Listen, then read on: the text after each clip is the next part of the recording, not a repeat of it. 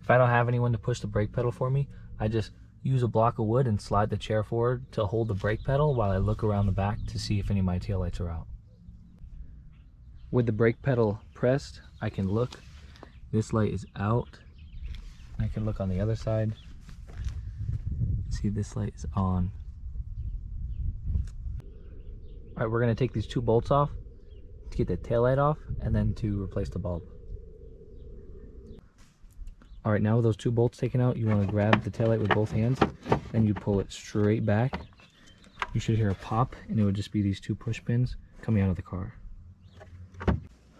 All right, now that the taillight's off, if I wanted to replace this whole thing, I would just unscrew each one of these and then replace them, put them back into the new taillight. All I need is my brake light.